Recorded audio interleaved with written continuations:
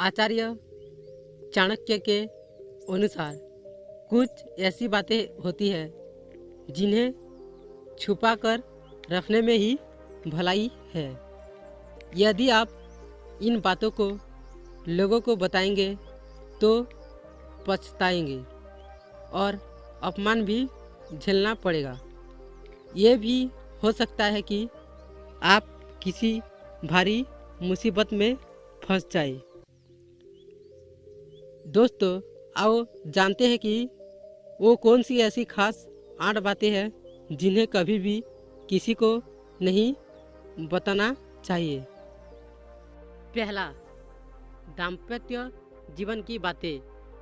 अपने दाम्पत्य जीवन और घर परिवार की बातें हमेशा गोपनीय रखना चाहिए।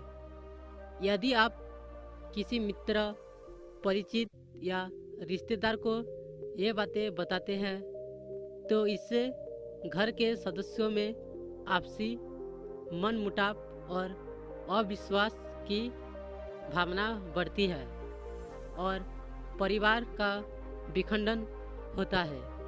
साथ ही आपके घर का राज धीरे धीरे सार्वजनिक हो जाता है। घर की बातें बताने से दूसरों की सहानुभूति हासिल करने के लिए आप कुछ समय के लिए जरूर राहत महसूस कर सकते हैं, लेकिन इससे दूसरा, अपमान, धोखाधड़ी।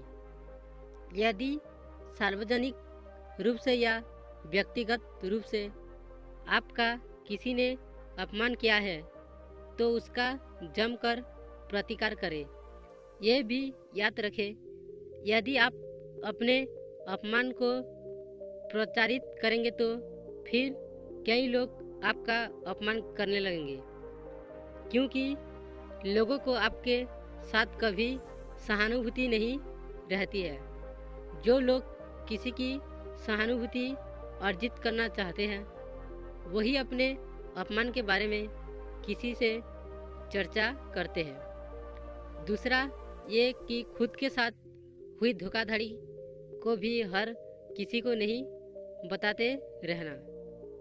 जिसके पास इसका समाधान हो उसे ही बताए, वरना आप हंसी का पात्र बनेंगे और सभी आपको उल्लाहन भी देंगे। तीसरा, आर्थिक हालत। आप अपने घर के आर्थिक हालत पर किसी से चर्चा न करें। धन को गुप्त रखें। लोग जानना चाहते हैं कि आप कितना कमाते हैं। यदि आप सीधे सीधे नहीं बताएंगे तो ये लोग दूसरे तरीके से पूछताछ करके अनुमान लगा लेंगे। हालांकि आप अपने धन को जितना हो सके गोपनीय रखने तो आपके लिए ही अच्छा होगा। इसलिए नहीं कि लोग कर्ज मांग लेंगे और फिर लौटाएंगे नहीं। इसके और भी कई कारण हैं। धन को अपने मित्र, परिचित या रिश्तेदारों से गोपनीय ही रखने की सलाह दी जाती रहती है। चौथा, गुरु मंत्र, साधना और तप। यदि आपने किसी योग गुरु से दीक्षा ली है तो उसके द्वारा दिया गया गुरु मंत्र गोपनीय रखें। हालांकि गुरु मंत्र कई प्रकार के होते हैं। जिसे किसी ने आपको कुछ ज्ञान दिया या कुछ हुनर सिखाया वो भी गुरु मंत्र है। इसके अलावा यदि आप किसी भी प्रकार की साधना, तप या ध्यान कर रहे हैं तो उसे भी गोपनीय रखें, अन्यथा वो निष्फल हो जाएगी। इस संबंध में गोपनीयता से ही लाभ मिलता है। पांचवा, अपनी कमजोरी। हालांकि बहुत सी जगह या मामले में इस गोपनीय रखना घातक भी सिद्ध हो सकता है, लेकिन बहुत से मामलों में इसे उजागर करने से आपको लोग कमजोर समझकर आपके साथ गलत व्यवहार करने लगेंगे या आपको मानसिक रूप से दबाने लगेंगे। इसलिए इस बारे में आप अच्छे से विचार कर लें कि कब कहाँ कौन सी कमजोरी कहाँ गोपनीय रखना है। कमजोरी और योग्यता में फर्क करना भी सीखें। छठा, दान पुण्य। दोस्तों, आपने जो भी दान दिया है उसे गुप्त रखेंगे तो उसका लाभ मिल सकता है।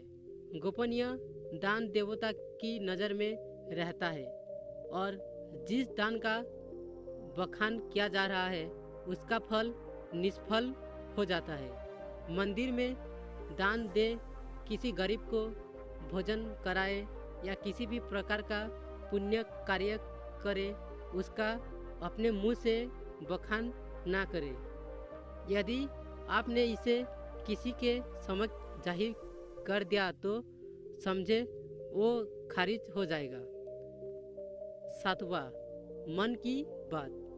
दोस्तों, मन में बहुत सी ऐसी बातें होती है जिनको जग जाहिर करने से आप अपने आसपास संकट खड़े कर सकते हैं।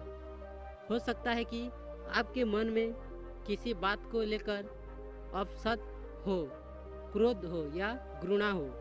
मन में हजारों तरह के विचार उत्पन्न होते हैं, लेकिन बुद्धिमान मनुष्य उन्हीं विचारों को व्यक्त करता है जो उसके हित में होते हैं।